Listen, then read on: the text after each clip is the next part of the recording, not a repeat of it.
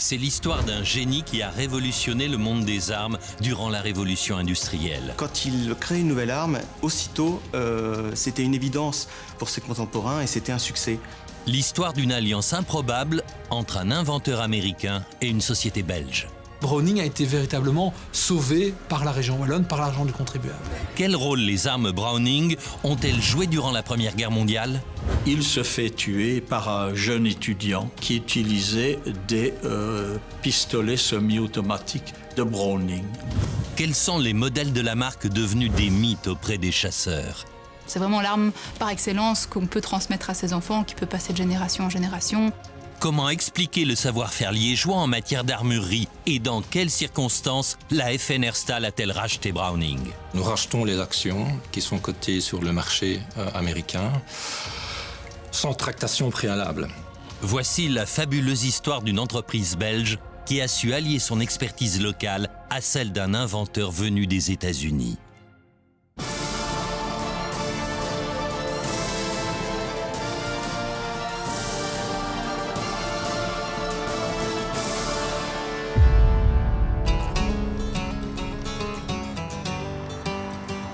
Ogden, une petite ville de 80 000 habitants au nord de Salt Lake City aux États-Unis.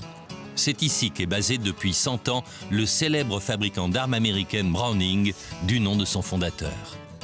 Une institution dans la région qui fait la fierté des habitués des centres de tir. À l'entrée du siège, un drapeau noir-jaune-rouge vient rappeler ce que beaucoup d'Américains ignorent.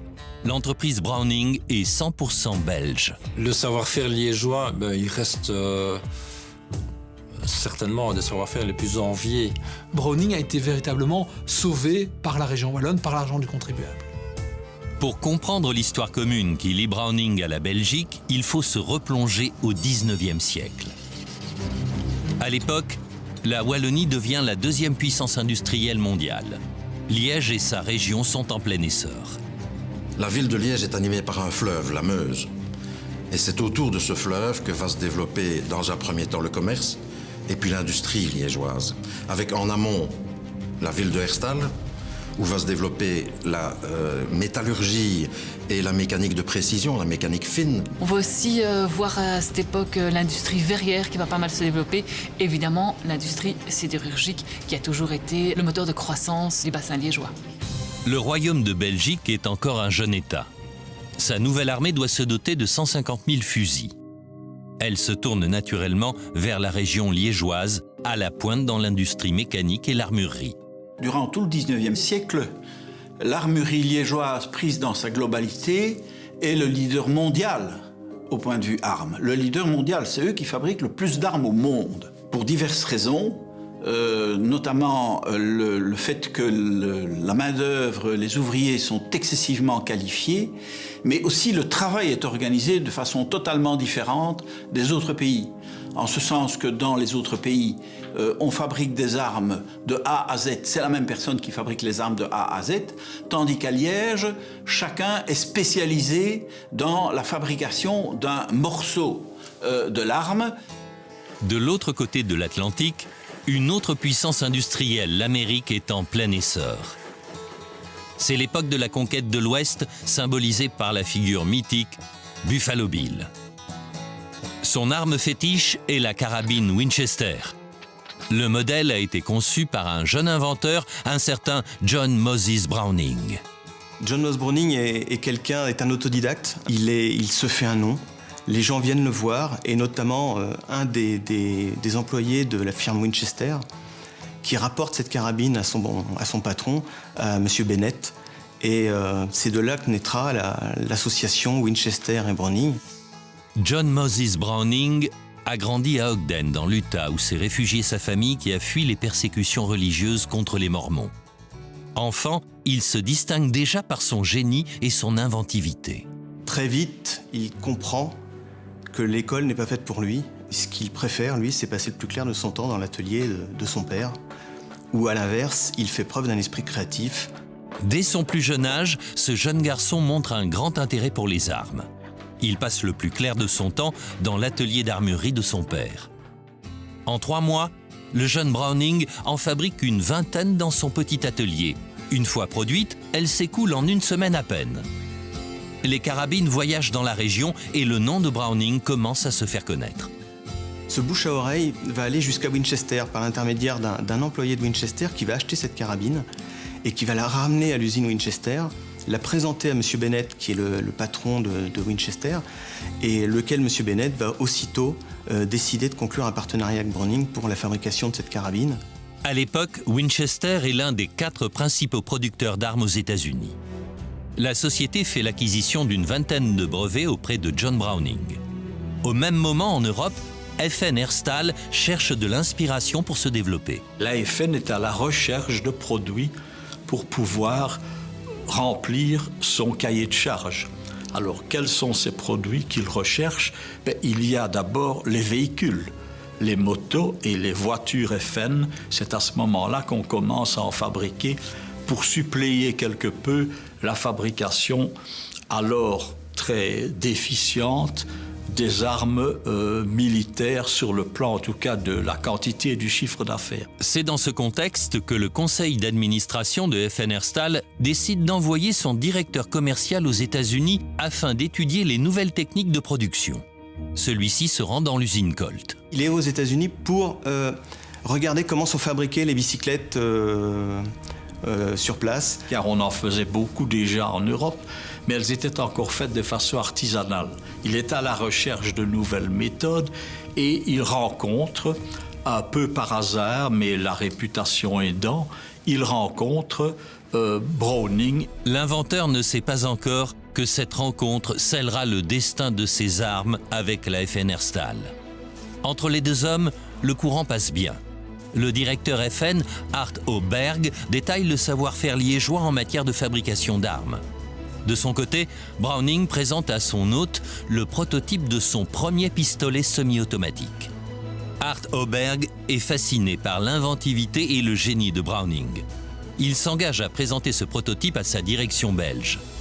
Quelques mois plus tard, John Moses Browning et la FN signent le contrat de production pour ce pistolet automatique. C'est le début d'une collaboration qui ne s'arrêtera jamais. Ce pistolet connaît rapidement un très grand succès en Europe. L'armée belge est une des premières à changer, à passer du revolver au pistolet automatique. Et le pistolet automatique de Browning exécuté par la FN est effectivement une arme très efficace, est une arme très fiable, est une arme qui n'est pas chère à produire. Pour John Browning, pas question de faire une pause après ce nouveau succès. Sa fibre d'inventeur l'amène à concevoir de nouveaux modèles. En 1899, il achève un fusil de chasse semi-automatique. L'homme est convaincu que sa nouvelle invention va révolutionner le monde de la chasse. En présentant son arme à son premier partenaire, Winchester, il s'attend naturellement à un accueil positif. Cette arme, il la propose immédiatement à M. Bennett, le patron de Winchester. Mais ce dernier ne répond pas tout de suite à Browning. Il lui dit « j'ai besoin d'un délai de réflexion ». Et en fait, ce délai va durer 2 ans. Et au terme de 2 ans, John Moses Browning se sent un petit peu méprisé, vexé, un peu humilié également. Donc il est fâché. Et là, il lui reste 2 solutions. Il ne veut plus travailler avec Winchester. L'inventeur est déçu. Cette attente interminable l'amène à prendre contact avec Remington, le plus ancien fabricant d'armes des États-Unis. Il a rendez-vous en janvier de 1902 avec le PDG de Remington. Ce dernier meurt d'une crise cardiaque. Donc John Moses Browning n'a plus qu'une solution, proposer son arme à la FN. John Browning se rend pour la première fois en Europe et présente à la FN Herstal ce nouveau modèle, le futur Auto 5. Mais il ignore si l'usine belge pourra le produire. C'est une usine qui est superbement équipée sur le plan technique et qu'une des grandes caractéristiques de Browning, c'est de créer des armes simples, mais qui sont justiciables d'une fabrication mécanique moderne et pas une fabrication purement artisanale, comme il y en avait encore beaucoup à l'époque. L'accueil de la FN Herstal est bien plus enthousiaste que la première tentative chez Winchester. Le groupe belge accepte de fabriquer le nouvel Auto 5 en échange d'un contrat d'exclusivité sur sa production. Ça a été la révolution de l'association entre Browning et la FN. Le lancement commercial de l'Auto 5 est une réussite. 50 000 exemplaires commandés par John Browning pour le marché américain s'écoulent en moins d'1 an. C'était devenu une arme qui était quand même plus ou moins accessible à tout le monde. Donc ça a permis aussi aux chasseurs moins nantis de pouvoir acquérir une arme de très très bonne qualité. Pour asseoir leur collaboration, l'inventeur offre à la FN le droit d'utiliser son nom comme marque déposée. Browning est désormais un acteur qui compte sur le continent européen. Son fusil semi-automatique se taille une vraie réputation. En 1912, l'usine d'Herstal en a déjà produit 1 million. 2 ans plus tard, un terrible événement va déclencher le début de la Première Guerre mondiale. Le 28 juin 1914, l'archiduc François Ferdinand est assassiné à Sarajevo. Après plusieurs tentatives le même jour d'ailleurs, notamment par le lancer d'une bombe pour les tuer, il se fait tuer par un jeune étudiant qui utilisait des pistolets semi-automatiques modèle 1910 de Browning, qui à l'époque était extrêmement répandu et qu'on pouvait acheter à peu près n'importe où. L'armée allemande viole la neutralité belge et envahit le territoire du royaume. À Herstal, pas question pour la direction de mettre l'outil au service de l'occupant. La fabrique nationale est toutefois transformée en hôpital dédié aux soldats du Kaiser. Mais une partie du personnel a été déplacée en Angleterre, donc juste avant que les Allemands n'arrivent à Liège. Et ces ouvriers, ces armuriers spécialisés vont continuer à fabriquer en Angleterre, dans des usines anglaises, les fusils de remplacement pour l'armée belge, ou une partie des fusils de remplacement pour l'armée belge. C'est donc une arme Browning qui a déclenché le conflit. Mais d'autres modèles de la même marque vont équiper les Alliés pour mettre fin à cette boucherie. Lorsqu'elle entre enfin en guerre en 1917, l'Amérique peut compter sur l'inventivité de John Browning. Browning se met au service littéralement de son gouvernement à un point tel qu'il demande des royalties très très modérées au gouvernement américain, sachant que les gars sont dans les tranchées en Europe et qu'ils ont besoin de cet armement-là. Après la guerre, la fabrique nationale passe entièrement sous le contrôle de la Société Générale de Belgique. Installée à proximité du Palais Royal et du Parlement, cette institution contrôle à l'époque des pans entiers de l'économie belge. La Société Générale de Belgique, à l'époque, est un acteur fondamental de la vie économique belge. C'est un holding de participation qui a des activités multiples qui vont de la banque à l'énergie, en passant par l'armement. Les années d'après-guerre sont difficiles pour la FN. Les politiques protectionnistes et l'instabilité monétaire fragilisent ses exportations. Heureusement, John Browning a gardé toute sa créativité. Dans son atelier, il prépare son ultime invention, le B-25, un fusil à canon superposé. À cette époque, les armes de chasse sur le sol européen sont des fusils juxtaposés, donc avec les 2 canons l'un à côté de l'autre. Le B-25 est une arme superposée. C'est moins courant. Le B-25 présente l'avantage d'avoir une prise de visée plus facile par rapport à un juxtaposé. C'est une arme totalement nouvelle, qui va lui poser d'ailleurs beaucoup de problèmes au niveau de la conception, au niveau de la fabrication. En 1925, John Browning est de retour à Herstal. Il partage avec son fils Val Allen les plans et sa vision de son dernier prototype. Son fils ne sait pas encore qu'il aura la charge de terminer le premier fusil à canon superposé de l'histoire des armes de chasse et de tir. Le B-25 sera le fruit des efforts combinés du père et du fils. Quelques mois plus tard, en effet, l'inventeur meurt d'une crise cardiaque alors qu'il visitait les ateliers. On le surnommait le maître, l'Imès en wallon, n'est-ce pas? Pourquoi? Parce que c'était un monsieur austère, mais bienveillant vis-à-vis des gens, allant tous les jours visiter les ateliers pour expliquer comment on pouvait perfectionner ce qu'il avait imaginé, écoutant aussi, étant très réceptif aux suggestions qu'on pouvait lui faire, parce que son but était pratique.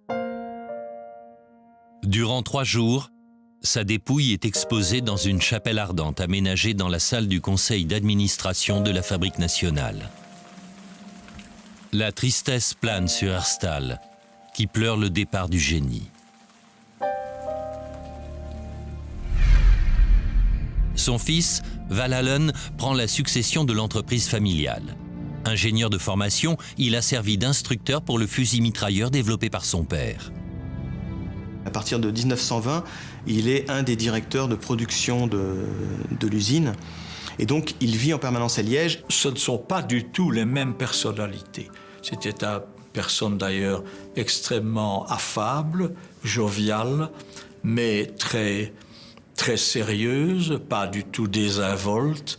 La preuve, c'est qu'il a géré son entreprise pendant longtemps. Val Allen a la tâche de terminer le B-25, la dernière invention de son père. Sa conception est complexe et il faut attendre 1930 pour que l'arme soit totalement opérationnelle. Ce modèle propulse FNR Stahl vers le segment haut de gamme. C'est lui qui, petit à petit, va faire passer les armes Browning de fiables, fonctionnelles, solides, robustes, ce qu'elles sont toujours, à des armes dotées des mêmes qualités, mais avec en plus une élégance, un raffinement et tout ce que recherche un amoureux des armes fines. De 1930 à 1980, 500 000 exemplaires sont produits. La dernière arme du génie John Browning devient un mythe. Il est d'une solidité remarquable. Personnellement, j'utilise un B-25 depuis, 50 ans. C'est vraiment l'arme par excellence qu'on peut transmettre à ses enfants, qui peut passer de génération en génération. C'est une arme qui vaut de l'argent, qui ne perd pas de valeur, donc c'est vraiment un bel héritage. À l'image de John Moses Browning, les armes produites par la Fabrique nationale sont donc fiables et solides. Mais le savoir-faire liégeois en matière d'armurerie ne s'arrête pas là. Depuis le XVIe siècle, les artisans marient le bon et le beau dans l'une des plus authentiques traditions artisanales de la région, la gravure sur armes. En 1926, un atelier de gravure est ouvert dans les locaux de FNR Stahl. L'atelier démarre avec moins de 10 artisans. Dans les années 70, ils sont plus de 180 à transformer des armes civiles en bijoux artistiques. Je dirais c'est un petit peu la spécificité des armes Browning, c'est qu'on y retrouve encore beaucoup d'artisanat, beaucoup d'ajustage fait à la main. Des gravures plus soignées, des bois mieux sélectionnés. Au travers du B-25, les dirigeants de la Fabrique nationale pérennisent donc la tradition et le savoir-faire armurier liégeois.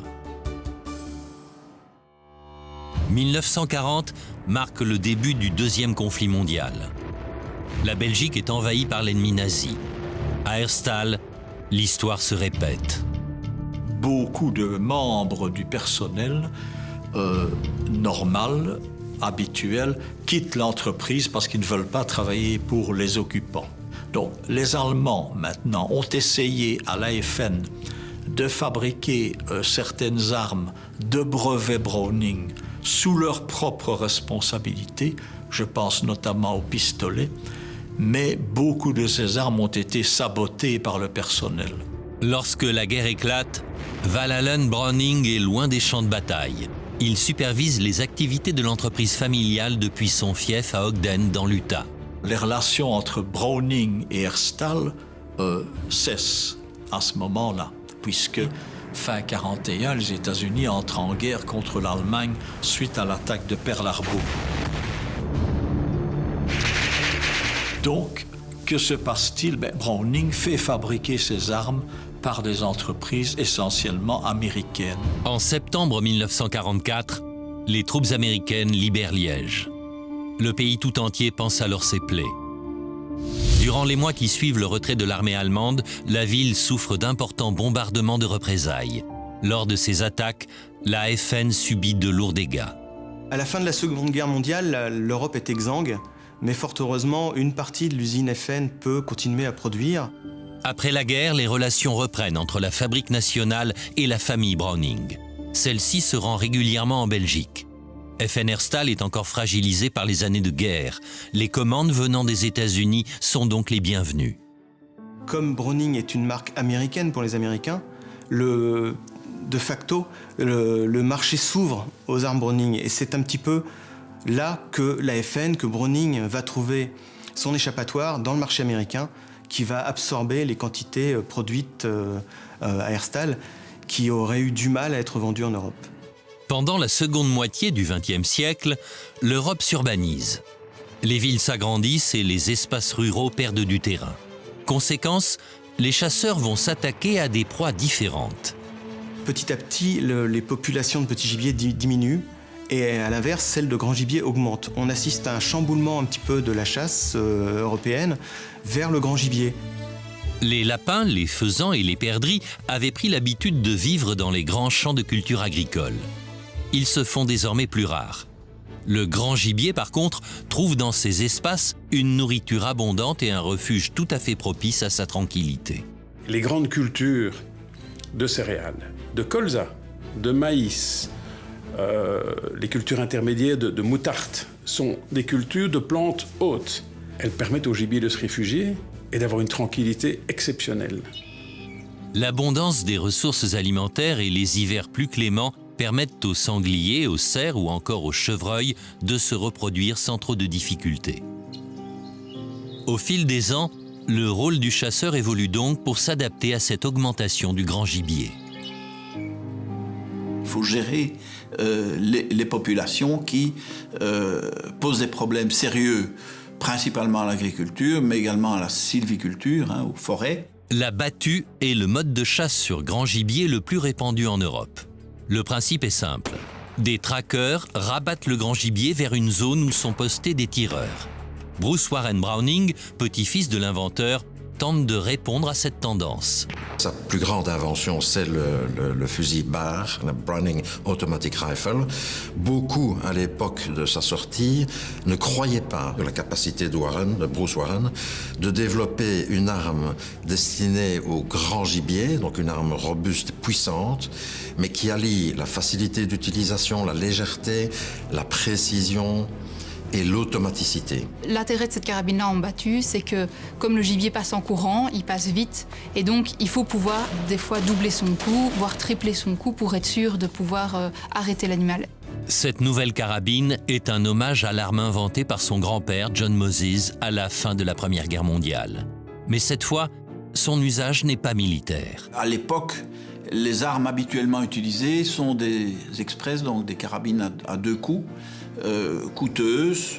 Le modèle est immédiatement adopté par les chasseurs européens coutumiers du tir en battue, notamment le sud de la France, l'Espagne, l'Italie ou encore le Portugal. De ce point de vue-là, c'est presque un succès inattendu et ça conduira, en tout cas, la barre à être vendue à plus d'1 million d'exemplaires et c'est une carabine qui est toujours fabriquée aujourd'hui. En 1960, la Belgique est touchée par un mouvement de grève sans précédent. Des manifestations organisées par le syndicat socialiste paralysent l'économie wallonne.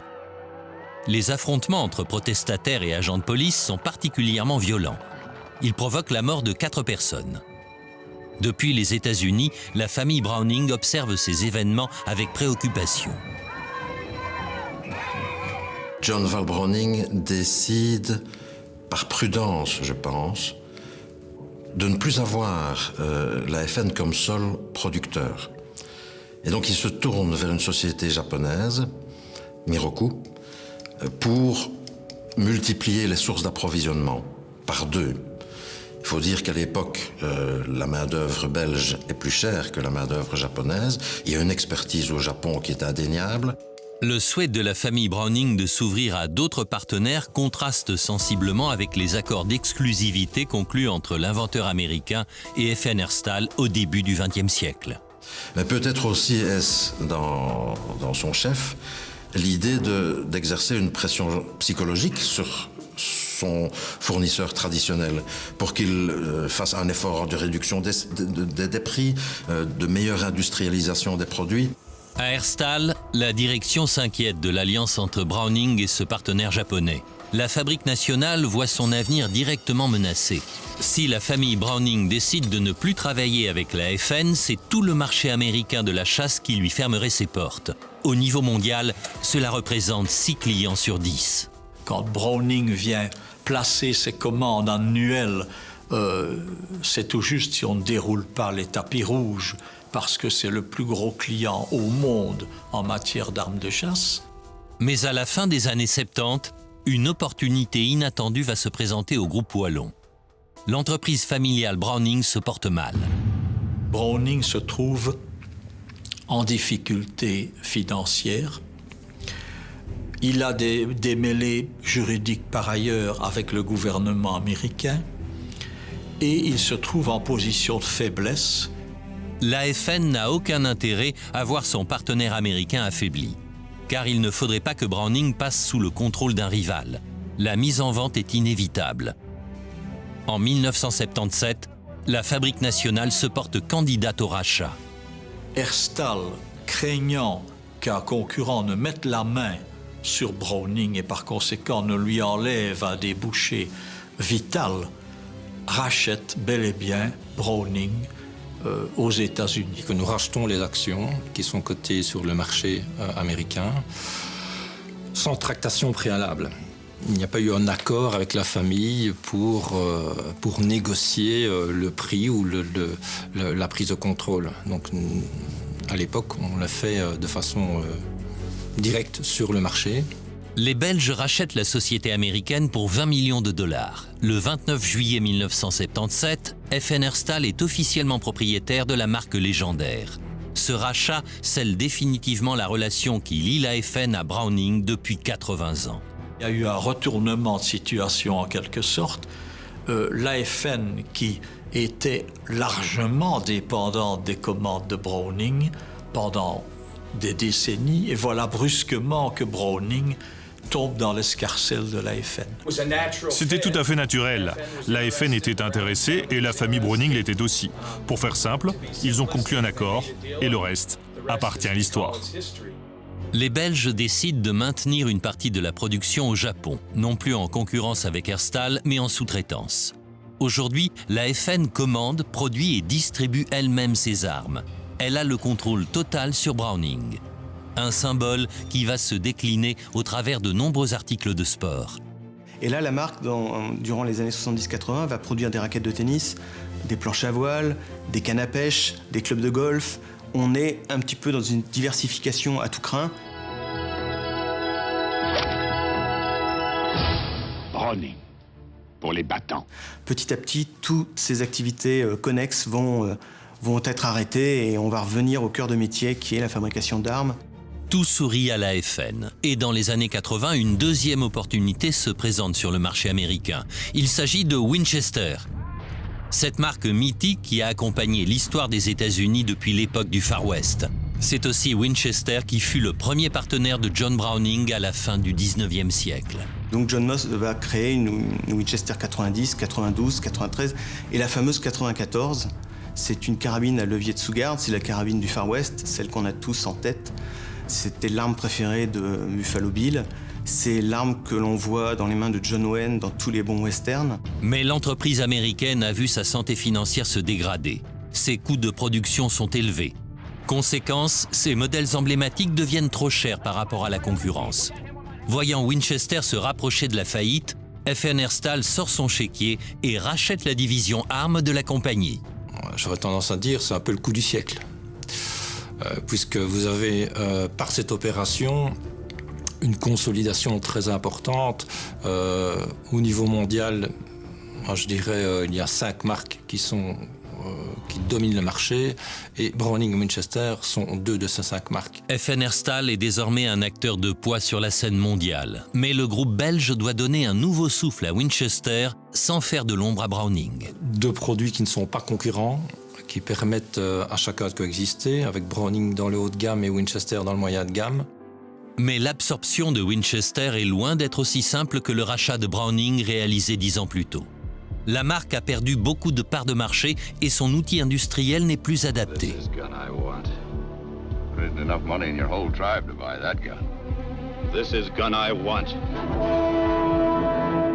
Ça, c'est un peu le revers de la médaille, c'est que cette opération nécessitait de gros investissements, de grosses dépenses. Il fallait reconstruire une usine. D'abord, fermer l'usine existante à New Haven et en reconstruire une à 2 km de là. Donc ça a coûté beaucoup d'argent.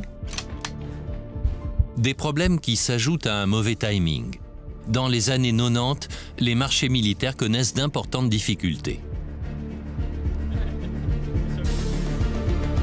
Aujourd'hui, les problèmes font partie du passé.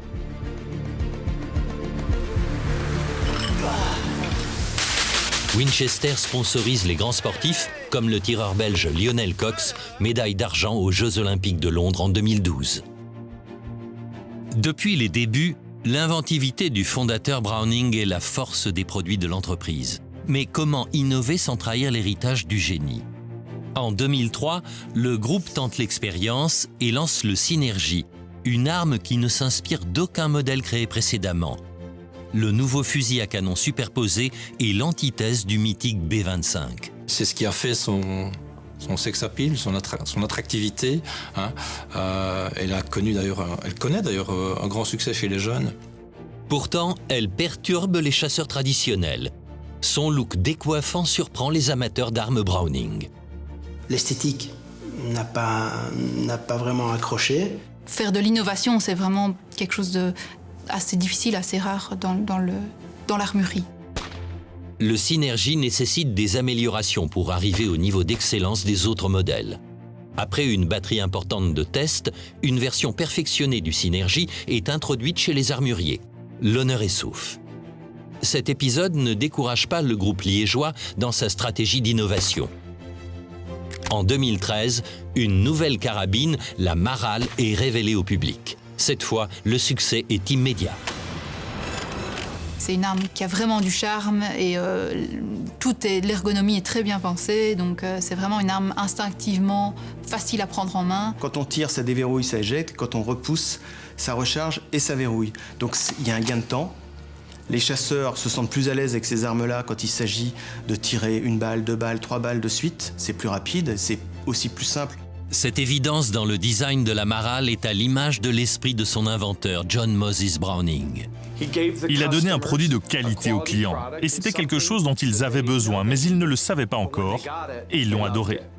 Plus de 100 ans après sa création, l'entreprise Browning ne manifeste aucun signe de fatigue. Elle a su gagner le cœur des chasseurs. Pour la plupart des chasseurs, la plupart des tireurs, posséder un Browning, c'est posséder le top de l'arme de chasse de grande qualité et de haut niveau. Le groupe Browning a pourtant dû affronter des événements qui auraient pu le conduire à sa perte. Complètement intégré dans le groupe FN Herstal, lui-même détenu par la région wallonne, il dispose aujourd'hui des ressources financières suffisantes pour assurer son avenir. On constate aussi que non seulement l'entreprise a encore une très bonne trésorerie, elle a investi en recherche et développement, ce qui est indispensable dans ce secteur technologique tel que l'armement. Et alors, dernier élément, on voit que l'entreprise va bien et qu'elle continue à croître par acquisition. L'histoire nous rappelle également que derrière le succès mondial d'une marque, il y a le génie et la vision d'hommes et de femmes totalement dévoués à leur travail. John Browning avait une longueur d'avance sur ses contemporains. Ses inventions ont réussi à traverser le temps. Beaucoup d'armes à feu qu'il a inventées sont toujours en production, toujours dans notre ligne. Et certains produits qu'il a aussi inventés, il les a vendus à d'autres compagnies qui les fabriquent encore aujourd'hui. Entre l'héritage américain de Browning et le savoir-faire liégeois de l'AFN, l'histoire d'amour n'est pas prête de s'arrêter.